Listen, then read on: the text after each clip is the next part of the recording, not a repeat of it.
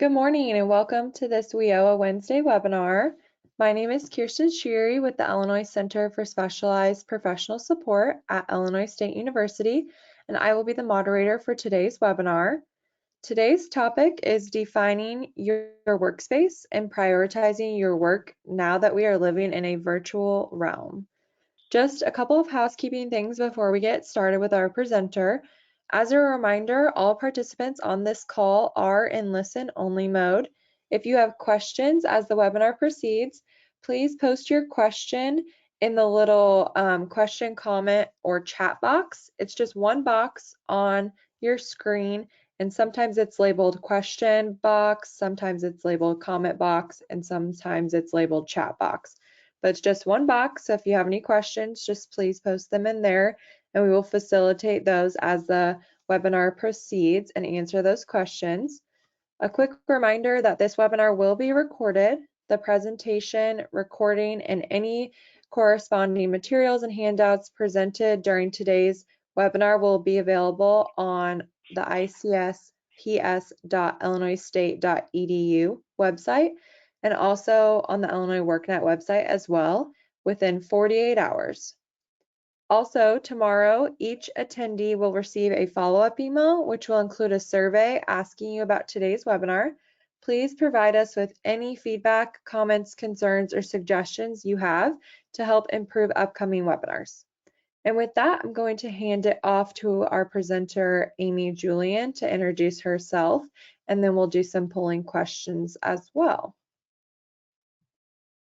Good morning, everyone. My name is Amy Julian. I'm the director for the Illinois Center for Specialized Professional Support at Illinois State University. And I'm excited to have you here today. This webinar is really kind of a touch base again after we have been operating in the work from home space for quite some time now, about 6 weeks for some of us, 8 weeks for others. And we're going to reflect on where we are, defining our workspace, and then really addressing those issues of how to prioritize work and what are some strategies to use to prioritize work. So before we get started, we'd like to see where you are all from. So Kirsten, if you'd like to go ahead and take the polling.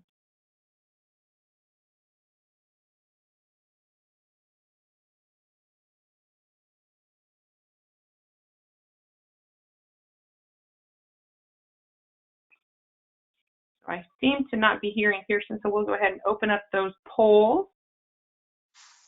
Oh, yep, I have the poll open. I'm sorry. So we just want to know where's your local area. So if you could go ahead and answer the poll, I have them coming in now. Okay, great. And again, that polling pane is right underneath your question box.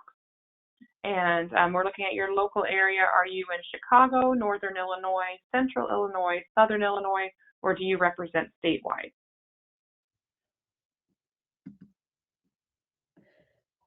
Okay, it looks like we've slowed down, so I'm going to go ahead and close the poll and share results. So we have quite a few people from Chicago and Northern Illinois, some in Central, and then a couple in Southern Illinois as well. So welcome, everyone.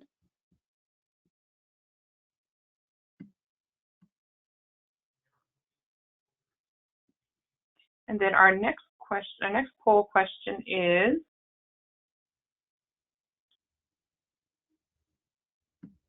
which partner do you represent?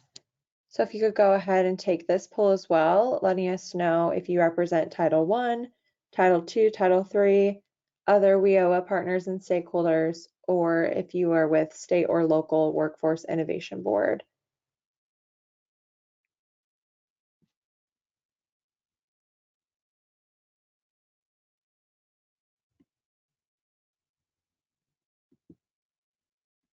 And again, like Amy said, this is under the polling section on your screen.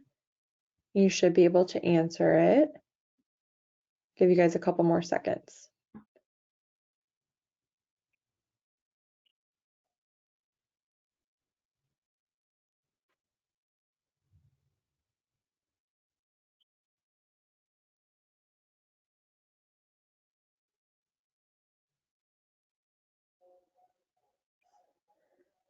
Okay, looks like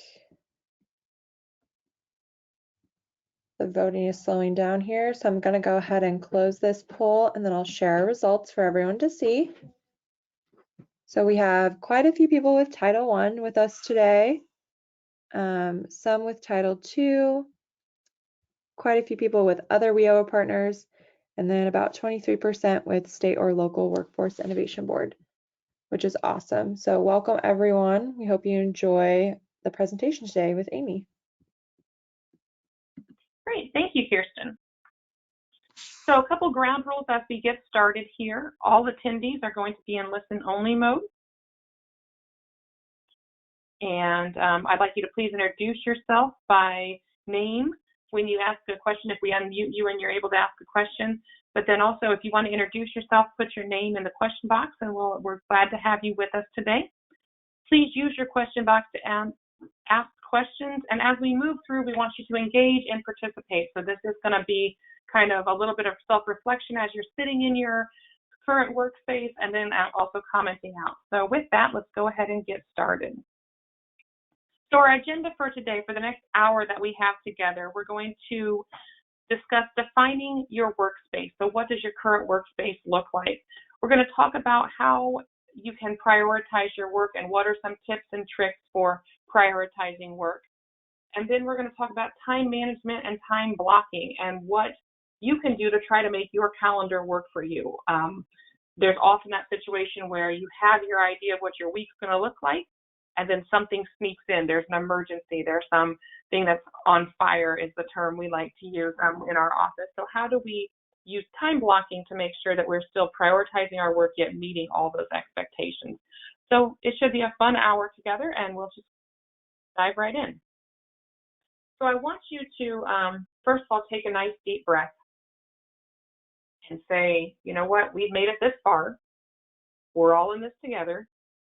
And I think that's one thing that kind of gives us peace of mind as we're moving forward, that really everyone is in the same situation. All of our colleagues, everyone is working from home right now. So let's take a little bit to think about what is our current workspace, where is our current workspace, and do you miss your office? And then we're going to talk a little bit about what you miss from your office most. So I'm going to launch a poll here. And I want you to look at what is your current workspace.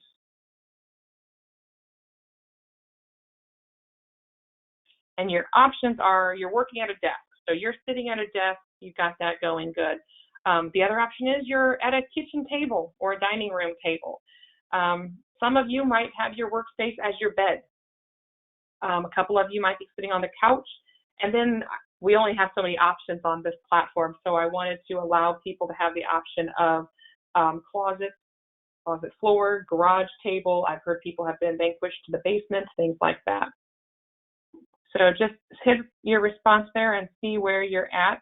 Just what is your workspace? So when you look around, as you're sitting there today, you know, like I look around, I'm in a home office. I positioned my desk, repositioned my desk a couple weeks into this to be looking out a window and kind of looking around.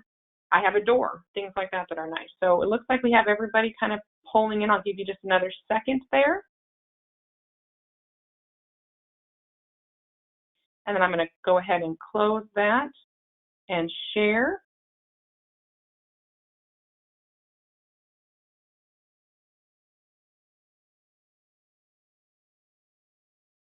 And are you able to see that? I hope so. That it looks like 48% of you are in the desk, 37% of you are at a dining room table, 8% are on a couch, 2% of you are working on your bed, and then we have 6% that are other. So we're not able to fill out what that other is, but I'm sure there's a wide range there. The next one I want to ask you is, where is your current workspace? So let's kind of talk about that for a second and engage. Are you in your home office? Are you in your bedroom? Are you in your kitchen? Are you in your basement or garage? Or are you in a closet? Hey, I needed a door. I've set up workspace in a closet so I can have a door.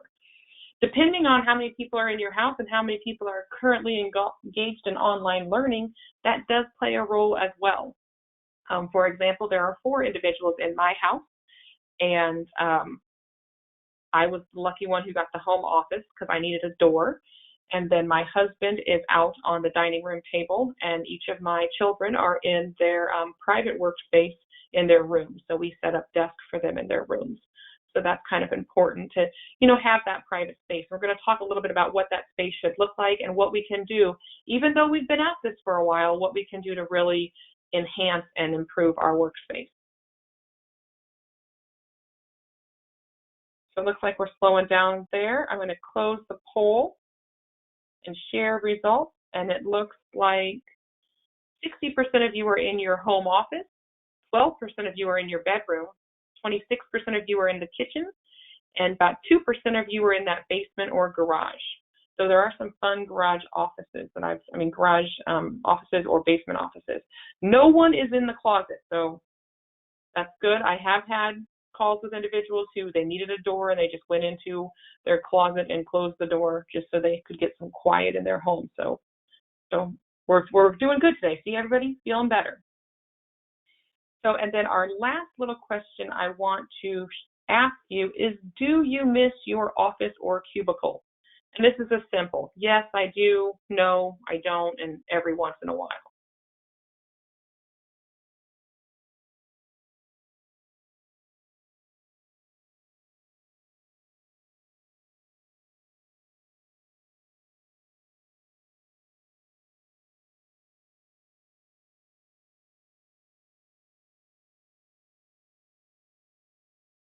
That's a little easier, not as many options.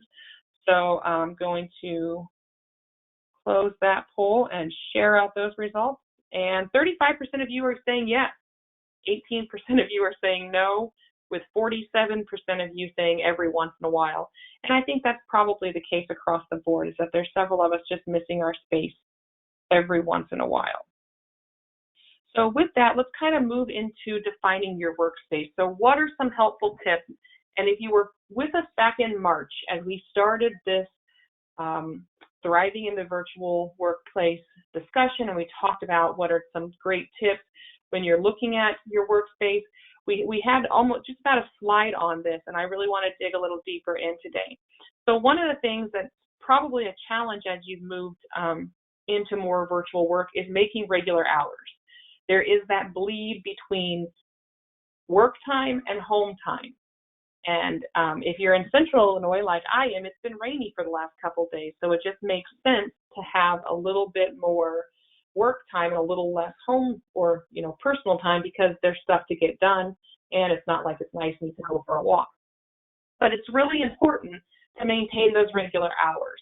And those regular hours for you might be different than they are for a colleague or someone else, but you want to be sure you maintain those regular hours and then make sure your team knows what your regular hours are. So for example, if your hours are 6 a.m. to 9 a.m. and then some hours in the afternoon, but you have a time block in the afternoon or like mid-morning that you need to spend some time with the kids with their work, their schoolwork, things like that, or that that's how you need to work your day, that's okay, but just make sure you're maintaining regular hours. One of my colleagues yesterday mentioned that because of the kids wrapping up school, she's working, 5 or 6 a.m. in the morning, but then around 9, she takes an hour off and gets the kids going and gets all of them situated, and then comes back and has some more work time in the afternoon, and then has family time in the evening. But again, maintaining regular hours is important just so you have a routine. And that takes us to our next bullet, which is really create a morning routine. So if you want to share there in your question box or chat box there, what are some of your morning routines? Maybe you get up and you take a bike ride, you go on a walk, you use that commute time to do laundry, things of that nature. But keeping a morning routine is important. What we don't want to be doing is getting up and just pulling the laptop onto the bed with us and just start working away and not getting up and out of bed. And we also don't want to be working to the point at night that we're just pushing the laptop to the side as we go to bed. We want to be having some routines and setting schedules and maintaining regular hours. So I'll have Kirsten share out what you're all saying, but really let's create a morning routine and have that be something that maybe you want to do, maybe you haven't done before, or some fun stuff that you are thinking about doing. Set some ground rules for people in your space. And that's really important. So when my kids were in school, they wrapped up school just last week. When they were in school, we would have a morning huddle and we would discuss, what are your Zoom calls for the day? When do you need to be online? When do you not need to be online?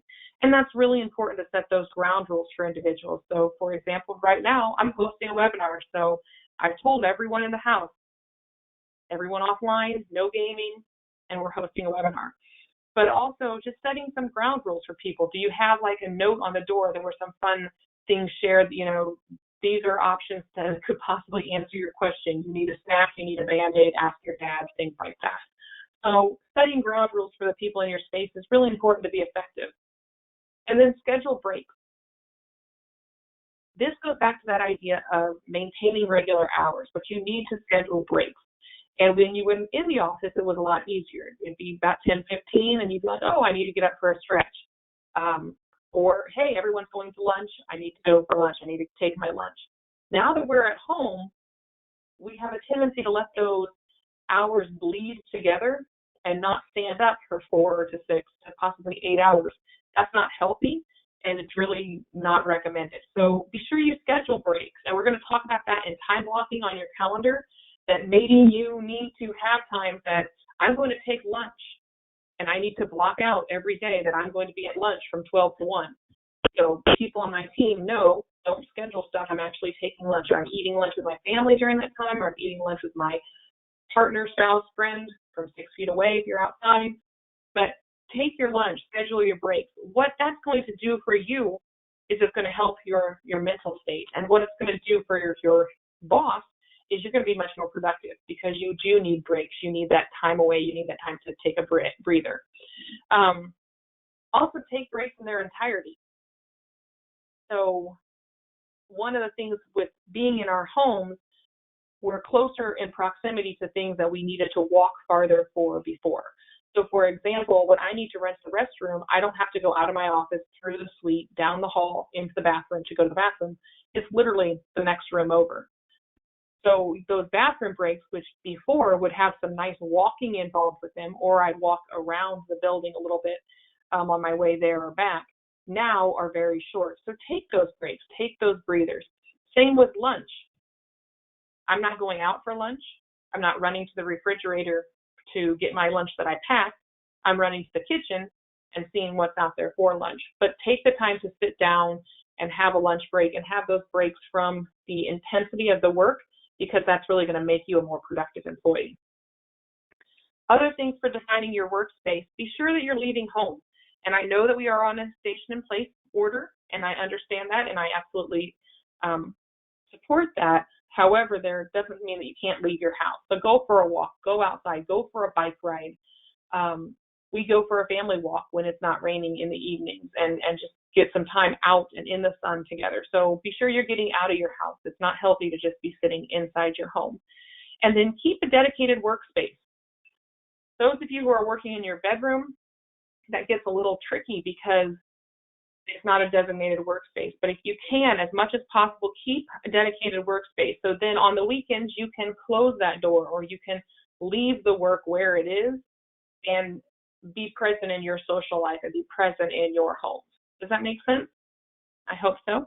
And then use VPN, and that's just a really fun tip, because you want to be able to be sure, and I'm sure all of your computers are set up this way, or most of your computers are set up this way, and we're going to talk about IT support, but be sure that you're able to access everything as if you were sitting in your office, and that's one of the things that VPN does. So as we did our own little quiz with some types of home offices, so you have, the bed office, the couch office, the kitchen table office, and I just like that little picture of the closet office. Everyone in my kids might barge in at any moment, but I'm going to be working in the closet there. So another thing, as I mentioned, set up those defined spaces, and that's a fun little comic there to kind of show that. But I want to also talk about some things that defining your workspace that you might not think about. So socialize with your colleagues. How many of you are engaging with your colleagues? How many of you are calling and checking in with your colleagues? How many of you are having possible cooler conversations? One of the fun practices in the virtual realm is to get together for like a Thursday, 3 p.m. Water cooler conversation. And it's just an opportunity for your team to socialize. Or looking at ways that you can socialize on Teams. And there's quite a bit of things that can happen on different learning platforms. We talked about Teams and all kinds of different platforms, but looking at how you can socialize with your colleagues and maybe just keeping that aware that you also want to be checking in. Everyone in the world is impacted by COVID. Everyone in our world is impacted, and we know that. We're seeing it. So is everyone okay, and is everybody handling it differently? So maybe just take a little time to socialize and check in. The next bullet there is really important. It kind of goes without saying, but it's a fun little thing to talk about, which is show up for meetings.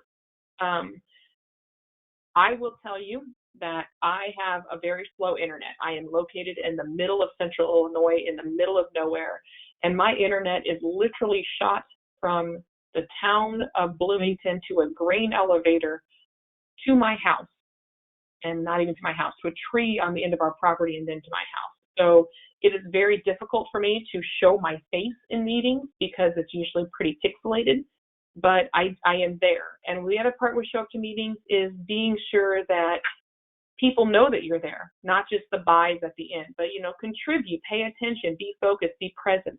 It is very easy, and these two go together with the get face time.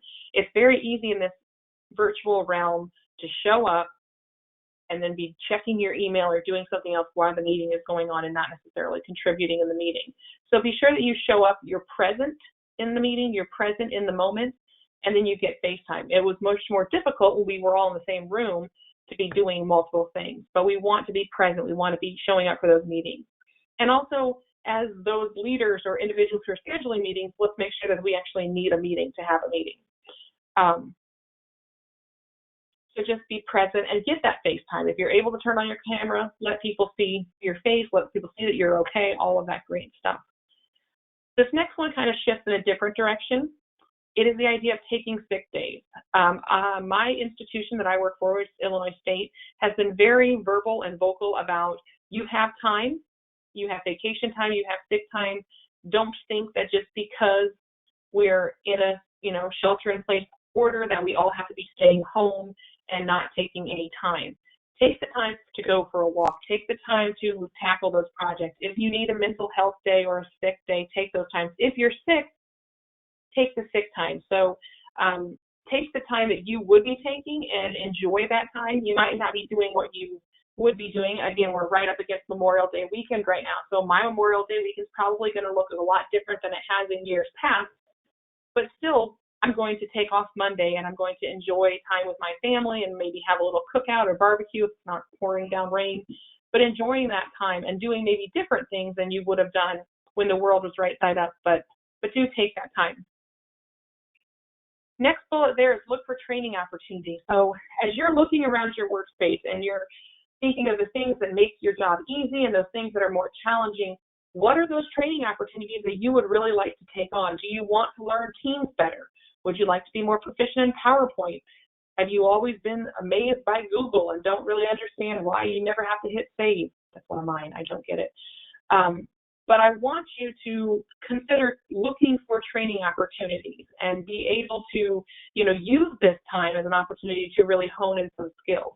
One of the other things that I've talked about when we talk about looking for training opportunities is looking for how we can better utilize or best utilize individuals on your team. So, for example, I'll use my own office. We have a individual who is an amazing editor, and she does phenomenal work in reviewing documents and editing. And when the world was right side up, she did a lot of work with registration because she's also a wonderful people person, and she does a phenomenal job with that interaction with registration and making people feel welcome and supporting meetings. But because the world flipped upside down, we're leaning more on her editing side than we are on her registration and being in a face-to-face meeting because there's no face-to-face meetings. So look for training opportunities to help those individuals out. Look for training opportunities that maybe they want to learn maybe a Microsoft platform. There are so many tutorials out there right now, anywhere from 4 minutes to 2 hours of tutorials that you can take to really hone in your skills. The next bullet is It really needs to stand on its own, and it's really kind of important. The idea to over communicate. Where we are today is in a place where you can't use sarcasm, or you shouldn't use sarcasm because it's going to be construed wrong. You want to be sure that people clearly understand what you're saying. When you look at how we as human beings communicate, 80% of our communication is in body language. And if you take that ability to see one another away, we really do need to make sure that we are over communicating and seeking clarification and seeking understanding so everyone stays on the same page. So don't be afraid to over communicate, because that is really essential to allowing the system to work. Again, with that being said, we also want you to be positive, stay positive. We are going to get through this. There is light at the end of the tunnel. This too will pass, all of those great things, but I want you to take minutes to breathe. When you look at those breaks and scheduling those breaks, take time for maybe meditation, take time just to sit and, breathe and reflect. Take time to maybe read a new book, and maybe it doesn't have to do with government policy right now. So think of things like that, but be positive, and don't be afraid to shut off the news. Don't be afraid to not be the person who's watching the news all day long. We're getting a huge influx in the amount of information we're getting, and the government is speaking to us loud and clear on a daily basis. So possibly to be positive, we need to kind of mitigate that a little bit. Maybe just watch the news during the nightly news or the morning news and not have it on 24/7. That will help us be more positive. And then finally, end your day with a routine. Just as you begin your morning with a routine, whether it's getting up, getting in the shower, getting on the bike, going for a walk, whatever that is, end your day with a routine. So then you know that there's closure to your workday. One of the things that we're finding, and the research is telling us, is there's a big difference between where we were prior to COVID and where we are now in COVID, that bleeding of the workday.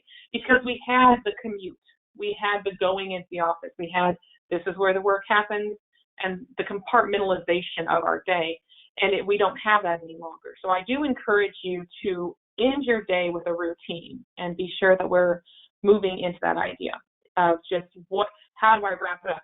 One of the things that I do at the end of each day is I go through my to-do list, and I'm a to-do list person. And so I have what have I accomplished, so I can cross that stuff off, and then what do I have left to do? And prioritizing, which is what we're going to get to next, but looking at what your day looks like. So maybe that's how you end your work day, is I'm going to write down everything I need to be starting with in the morning and see where I am. Or maybe you just shut down the computer, take a meditation session, and then go out and see your family, or however that works. Or maybe you end it with, every day you wrap up with, okay, having a dinner discussion with your family. Anything that makes it a routine makes it very healthy and helpful for you. So I'm going to pause here for a second. And Kirsten, can you let us know if we have any questions? Yes, we don't have any questions, but I did have a couple people say that as a part of their routine in the morning, they like to walk their dog, walk their dog for about 15 to 20 minutes. And I know you do that too, Amy, so that's I do, fun. yeah. And someone also said that they like to make sure they have at least a bowl of cereal for breakfast before they get to their workspace. So those are all good things for people's morning routines. And I definitely agree with you. It's important to establish those morning routines, because if you don't, I feel like you can go a little stir crazy during this time. Well, I think it's important because right now we're moving into summer. We're at Memorial Day weekend, and we're moving into the summer months, which have always been a little bit more lax on our scheduling, a little bit more flexible. And being summer with COVID is really going to be an interesting engagement of, are we going to be able to maintain those schedules? So all of these defining your workplace tips are really to assist you in getting ready to embark on summer, and with the idea that I'm not certain when we will be back in the workplace. And I think each one of us will be back in the workplace at a different time. And so whatever your timeline is, and these strategies also work for when you're when you're in the workspace, but really looking at what you can do to start your day and end your day and have your life a little bit compartmentalized so it's all under the same roof and in the same space.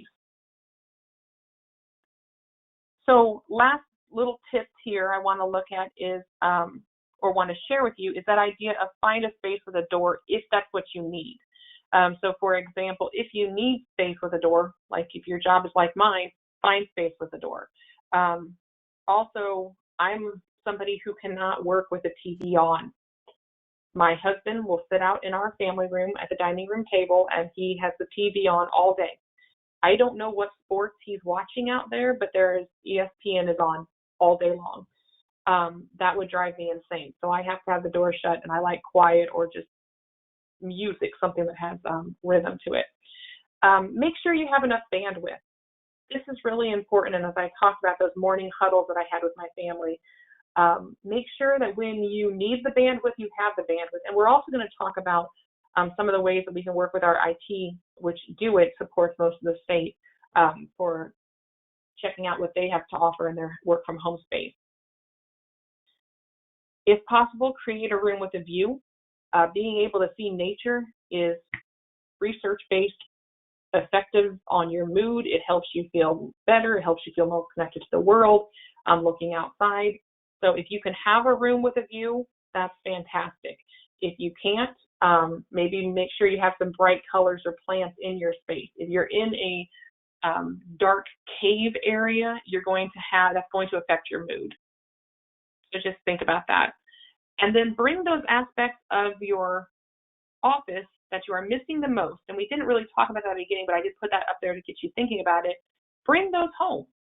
So many of you, when you were, some would say you only miss it some days, and there are certain parts that I'm sure you do miss. But if there's a whiteboard that you had in your office and you're missing that, go bring it home. Talk with your supervisor, go in, get the whiteboard, bring it home.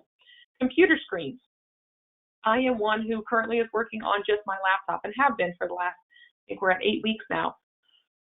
Excuse me. But at my office, I have this lovely big computer screen, and getting to the point I'm going to need to go get that computer screen. Keyboards. I also am one who had an ergonomic keyboard at the office. Loved that. I don't have that at home. So if you're missing things like that, go get those. Bring those home.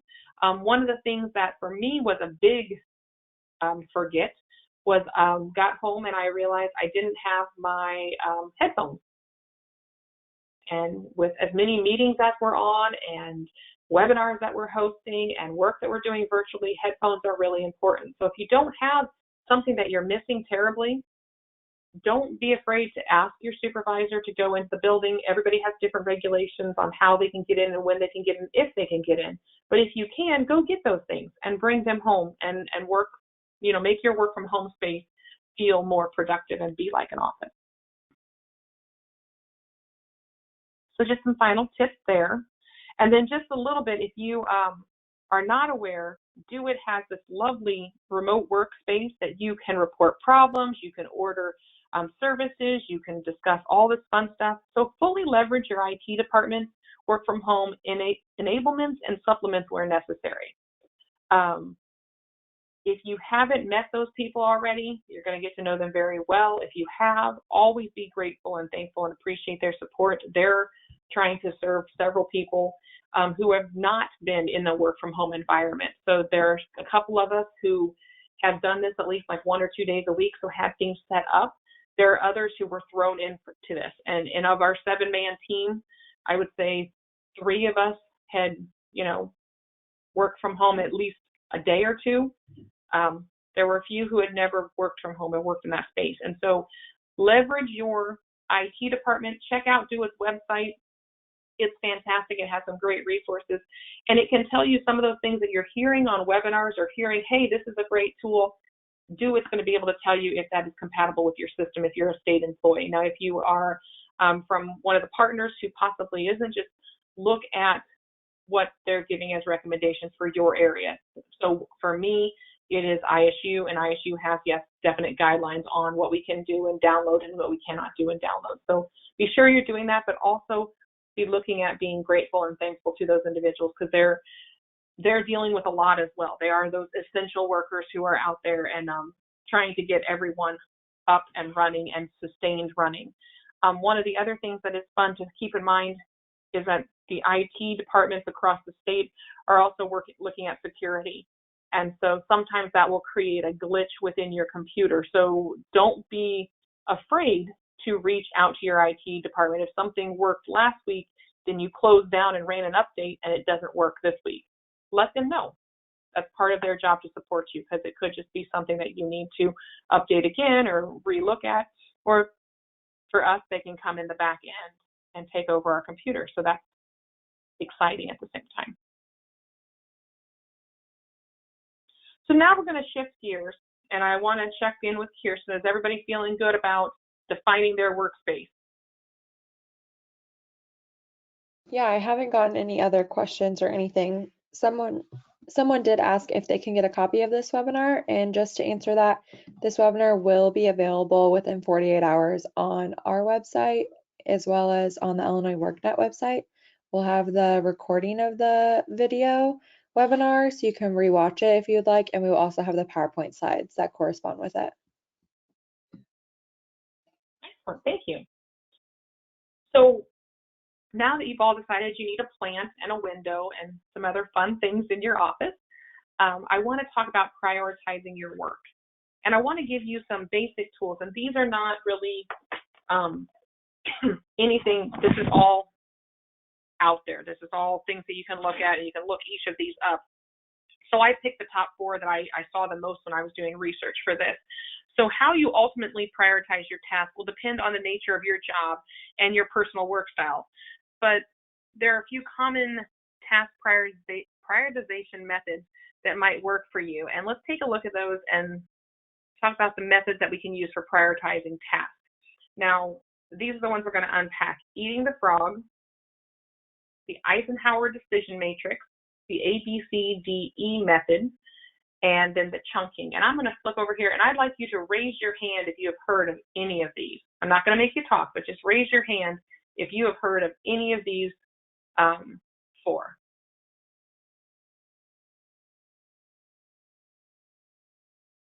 See a couple hands raised. That's awesome.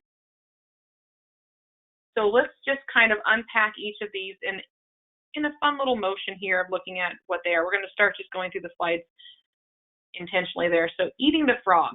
The eating the frog method is not literally as it suggests, but rather a system based on a quote from the ever-wise Mark Twain, who said, "If it's your job to eat the frog, it's best to do it first thing in the morning.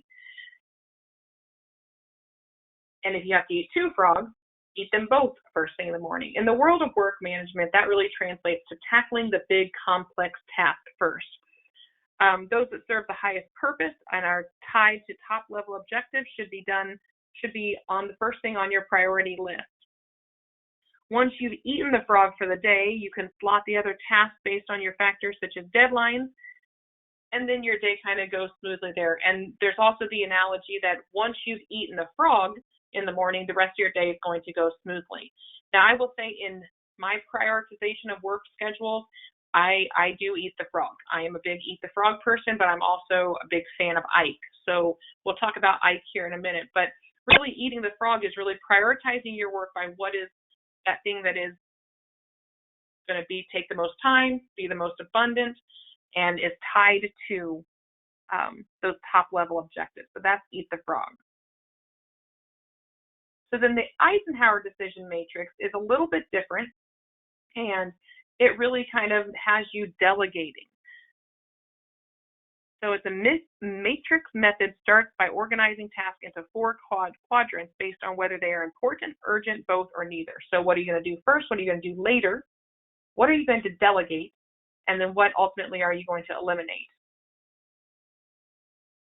This approach will help you decide what to do now, i.e. those important and urgent things, what you need to plan for, but may not be as urgent, and what you may be able to delegate, so it's not important, but it is urgent, and what you can possibly delete, not important and not urgent.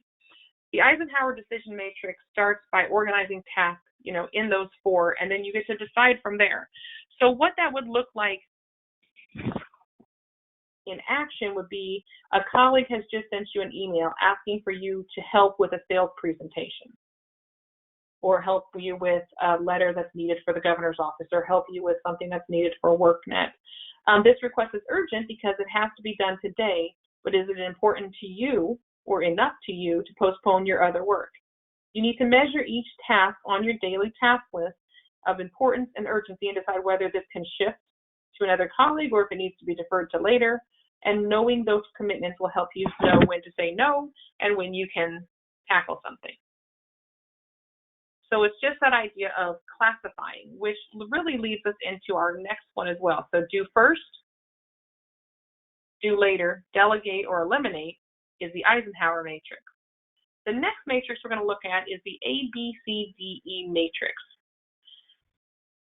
You're going to see some similarities here, and this is assigning each task on your task list a letter value according to its level of importance, and then tackling the task accordingly. So you take the task list that you've created and you assign each item on the task list a letter. And this is something that kind of, again, lends to me to like a letter grade for education. And if it is an A, it is very important. And if it is a D, you can delegate it. And if it is an E, you can eliminate it whenever possible. Make sure that you always work within the A-B task first as you look through your day, and then because those are the ones that will make or break your success at work. If you have 8 working hours available in the day, but only 15 hours worth of work to do, that A through E allows you to delegate and move things through and prioritize. If the D tasks are left till later and they can be passed off to another person, that also does eliminate and help you prioritize what's on your list. And you've gone from being overwhelmed to having a prioritized task list that you can focus and multitask and do multi-items throughout the day. So this method is really, I personally think, a little similar to the Eisenhower method, but it does have that A, B, C, D, E, so it's a little bit more quadrants, if you were. The last method I want to talk about is chunking. And I like chunking for the idea that it is that what is digestible and what you can tackle within a certain time. The idea of chunking is that you chunk your task, and the key here is to make sure these chunks are focused and uninterrupted blocks. And this is difficult for some of us, and I'm guilty of this. So I'm great at chunking and saying, I'm going to work on this directive at this time. That's time management. But what I have an issue with is that focus uninterrupted. If my phone rings or if an email comes in from somebody who is, in my mind, a priority, I stop what I'm doing and go over and check that. So chunking is not my strong suit. Frog eating, I'm great at. Eisenhower, pretty good. I like Ike. But chunking, just that focused, uninterrupted block, is really something that is wonderful if you're able to do it. And I really like this diagram that we've included here. It's the idea of I'm going to work this time to this time. We're going to have a break. We're going to work again. We're going to have a break. So the important thing with chunking is also that because it is focused and uninterrupted, you need to take breaks in between chunks so you can refresh and relax. Because the idea, it's almost, if you are a workout person, it's like a Tabata for your prioritization. So we're going to focus for this amount of time, and then we're going to rest, and then we're going to focus again. It's important for chunking that you turn off your outside distractions and signals to others that you are unavailable. So if you are working in teams, you can notify them that way, or we're going to talk about how you can prioritize your work and do some things on your calendar that will notify individuals that you're unavailable. So with this, I'm going to bring us to our final poll. And the poll I want to ask you is, what prioritization tool do you use? And your options are, I eat the frog, I like Ike, A, B, C, D, E is for me, and I like chunking my time. So where do you all fall out there?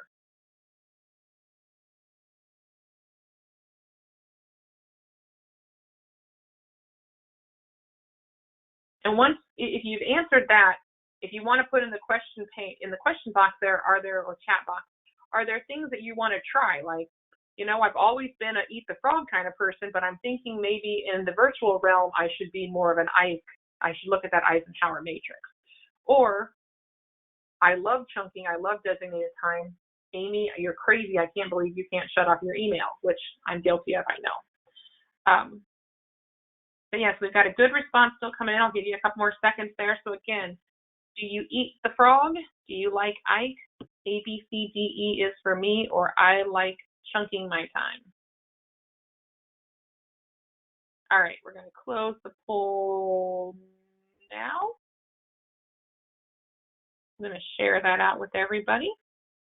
Looks like 31% of you eat the frog, 17% of you like Ike, 26% of you are the A, B, C, D, E, and then 26% are chunking. Excellent. So a fun group back and forth there. So let's talk a little bit about time management and time blocking. And it really doesn't matter what kind of prioritization tool you use. You want to have time management, and you want to do a little bit of time blocking. So whether your task takes you minutes or weeks to complete, it always has a beginning and an end. So you'll want to have a list, and that's something that if you're not a list maker, the virtual realm really does lend itself to making lists, because you don't have those reminders. You don't have people popping by your cube. You don't have that continued meeting schedule, or you might have that continued meeting schedule, but it's even more overwhelming because you're in the same room on the same computer, just back to back to back to back meetings. We've all had days like that. So you need that list. So what am I supposed to be doing out of this meeting? What are my action steps from this meeting that you can write down, so then you can add them? Because by the end of the day, if you've had 10, 15, 7 meetings, all of those pile up, and then you forget what you said you were going to do at that first meeting. So making that list throughout the day, one of the strategies that I have is I keep a notebook on my computer. I've done it my whole career, and that notebook has the date on the top, and then the title of the meeting, and then what is my to-do list out of that, and then the next page and page and pages, so I can go look back. I also am very guilty of color coding. So I cannot have my whole page written on in one color. I like having multiple colors. So in my little pin thing, I have 5 different colors of pins that I write things in. Yes, many of you are thinking I am bizarre. That's okay. I own it. I'm bizarre. But I like having color. I like having differentiation. And then you can circle and highlight with pin ink, or I do have a highlighter there as well. But things that you can think about to really help you, what catches your attention and helps you understand those things. So once you have your list and you start and end the day to each task, doing this will make sure that nothing falls through the cracks as new things come up and priorities need to shift. So one of the benefits of time blocking is, for example, when you do get that urgent email, that if you block yourself off for some time and say, I'm going to work on strategic planning during this time, and if that gets switched or if something gets taken away, you shouldn't do that for the day before it's due. You should do that for a couple of days before it's due, and that'll allow you to kind of have that time blocked out. If a task is assigned to you without a clear start and end date, be sure to ask those informative questions. So ask for that information so you can schedule your time on it.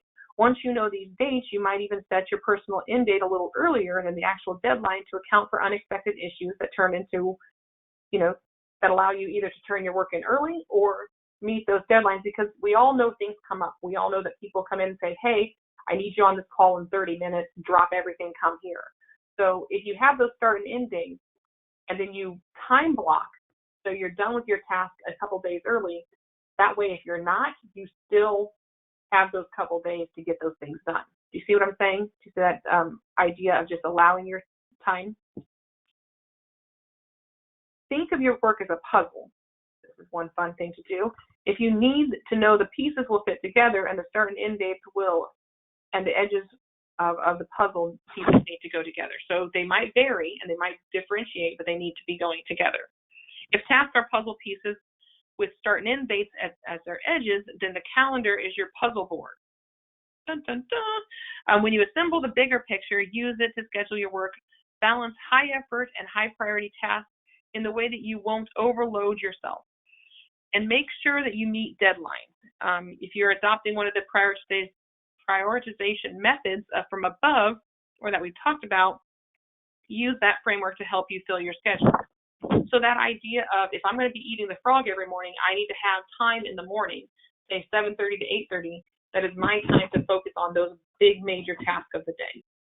And then I can prioritize, whether it be with the ABCDE method or if it is with the Eisenhower matrix, on the priorities for the rest of the day.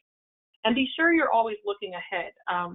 You don't want to be the person who shows up for the meeting and says, okay, why am I here? What are we meeting about? I just saw it on my calendar. Like, be looking as you that's one of the things I do at the end of my day, is I look at, what do I have tomorrow? So what do I have tomorrow? Can my, little biking class that I'm going to take in the morning, can that be 30 minutes? Does it need to be 20 minutes? Can it be 45 minutes? What do I have going on tomorrow? What is my priorities for the day? Or do I not have time to get in a spin class, and I can only get in the 15, 20-minute walk with the dog, and then I need to do these other things? You can also always wake up earlier. Don't get me wrong. I do that sometimes too.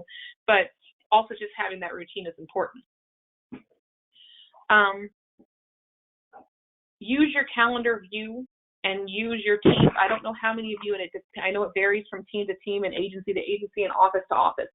One of the things that we use is that idea of sharing calendars. So you can do that within teams, or we can do that within teams. Some agencies can, some cannot. And then also we have Outlook. So on Outlook, I can share my calendar. And it depends on the different varieties, kind of like every software, what package everyone bought. But you can at least most of the time see if people are blocked off. You might not be able to see exactly what they're doing, but you can see if they're blocked off. And that will really help you with scheduling and being aware of other people's time, but also being able to get things in. So for my team, everyone can see what my time is and what my commitments are. And then that way they can look and see if they need to put a meeting on my calendar with me, they can look at my calendar and put that on there. And then I can accept or change or whatever. And same thing for your team. If you put something on their calendar, give them the option that if they need to move it. But also encourage your team to use those calendars. Calendars are a great way to communicate with your team. The other thing that when we talked about socializing with colleagues, bring that back to the idea of you need to be communicating constantly with your team. We talked about that in the very first webinar, that, weekly meetings or touch points. So we have in our team, we have a weekly staff meeting, and then we also have individual touch points. But I've also encouraged my team to reach out to each other. So for example, Kirsten's on my team, and if I haven't talked to her this week, she can reach out to me, or maybe she's having trouble with something that she can reach out to another member of the team, just to be sure that people are communicating, because you would do that in the office. So there should be nothing to preclude you from doing that in the virtual realm. Again, time blocking, time management, really looking at how you are using your day and using your tools, your technology tools, to allow others to see how you're spending your time. So with just a few minutes left here, what questions do you have? Have I answered your questions? And is there anything else I can address for you? So if you'd like to raise your hand, I'm happy to unmute you, or if you post a question in the question box, Kirsten can let us know if there's anybody asking questions there. Yes, I have a lot of people commenting. A lot of people are saying they're a big fan of the chunking method. But at home, my kids are the biggest distraction as they come open the door whenever they have something cool to share. I was on a roll and now I have to refocus again. So that's something that people are struggling with kids being home. A lot of people are saying they love color coding tasks and projects, and they're doing that at home as well as they've done that throughout their 30+ years in the workplace. Yeah, I'm a big color coder. I don't want to look at a calendar that has everything the same color either. So that's another helpful tip. If you color, as I shared, I color code my notes. I also color code my calendar. So if it has to do with let's say I have 4 different projects. If it has to do with project 1, it's green. If it has to do with project 2, it's blue. If it has to do with project 3, it's red. Project, actually, I kind of stay away from red because that's more of an important color, like it denotes emergency in the brain. So purple, orange, something like that. So think about when you look at your calendar. For example, when I look at my calendar, mine's all purple or all yellow, depending on which device I'm looking at it on. And so if you are able to really kind of denote what those meetings are, that'll give you that quick glance, especially on the Outlook. I have 2 mechanisms that I look at my calendar on throughout the day. One is my iPad and one is my computer. But when I look at my computer, I can tell you who I'm meeting with based on the color of that meeting. Whereas when I look at my iPad, everything's purple. So what are some other comments? Some people are saying that they like to do a combination of the strategies where they eat the frog and A, B, C, D, E. So Yes, they like I'm combination guilty of of that that. as well. A lot of people are saying they need to try chunking and they're having trouble focusing, so they're really thankful for this webinar, which is great. Always good to hear that good feedback. Well, and one of the tips with chunking, especially with kids, as I said, I have children as well, and it depends on the age of the kid and how well they, for the age of your child, and how well they are easy to negotiate with. And that doesn't always play a role. I have one child who from age 2 was great to negotiate with, and another child who still is challenging to negotiate with. But the idea of setting those parameters and saying, okay, and I'll use me as an example, Mom's going to be in the room and I'm going to have the door closed from 9:45 to 11:15. If you need anything during that time, it's going to have to wait. Okay? And then once that time's over, I'm available. And that's why those breaks are important too, especially when we're in the virtual world, so you can come out and check in with them and have those touch points with your kids. Now, again, it also matters how old your kids are, because closing the door and leaving the house to a 3-year-old is a whole lot different than closing the door and leaving the house to a 14-year-old. Maybe not, you never know, depending on the child. But still, the idea that, know your kids, know your family. And yes, there is distractions. That's one of the challenges of COVID for all of us, is those distractions. But at the same time, try that communication depending on the age of your children and see if that works a little bit better.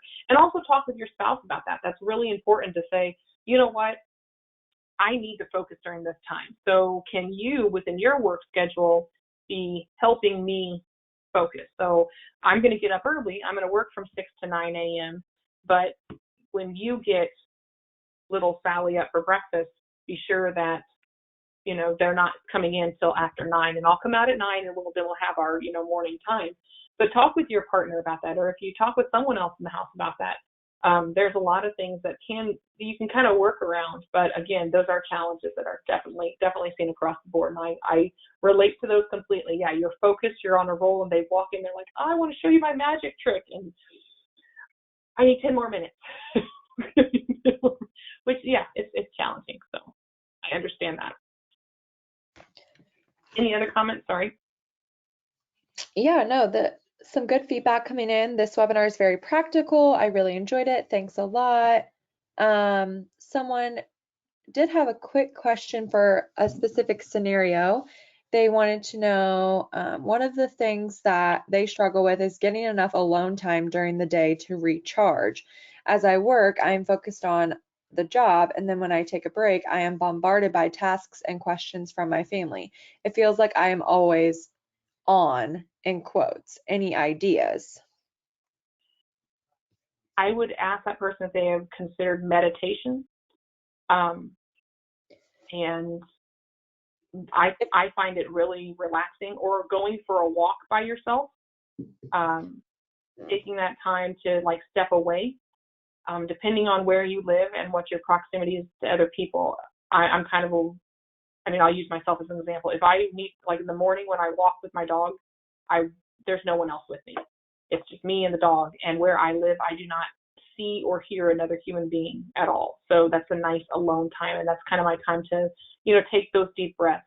But that's really important. So I do hope that whoever that is, they do try to make time to do that. I would encourage them to consider some meditation, not medication, meditation, that they can do maybe as they wrap up their day. Don't quite open that door, take 5 minutes, take 10 minutes and do some breathing exercises, because that will really help you center and focus. The other time that meditation has been really helpful, that I've heard and also experienced personally, is getting your mind to settle at the end of the day. There are so many things that we have going on and so many stressors that we are all encountering. And if you watch the news, there's just, it basically it's the zombie apocalypse, right? We're just all it's all thrown at us at once. And it's too much to worry about. So I have found that if you do a nice little quieting your mind or sleep meditation before you go to sleep, that really helps you sleep better. And then if you're well rested, that helps you across the board. I mean, there's so many benefits to a good night's sleep. So if you're struggling with that, if you are that person who your mind starts racing about work at 4 a.m. and you can't get back to sleep, or you toss and turn and you're having trouble, first of all, have a bedtime routine, which is really important. But also as part of that, look into some meditation or some sleep meditation. So that's like when the house is quiet and you're going to bed, just 5 minutes, 10 minutes will really help you just clear your head, and that'll allow you to sleep and, kind of let the day go, and then you're ready for the next day. Yeah, if I could chime in on that, Amy, if you don't care, I know that Go something ahead. that something that really works for me and something that I've struggled with during this time is that I really enjoy working out, not necessarily for the health benefits, although that's great. Mostly for me, it's a stress reliever. And the first month that we were on this stay-at-home order, I was not able to work out because obviously gyms are not open. And so we went ahead and made the investment to purchase a workout bike. And then I also researched a lot of at-home workouts, and that has really helped me over this second month of the stay-at-home order, is making sure that I do that, take that time to work out at the end of the day or at the beginning of the day for myself, even if it's only 20 to 30 minutes. And that also helps me sleep better at night as well. So I think it's really just finding whatever that is that works for you, whether it's working out, whether it's going on a walk, whether it's meditation.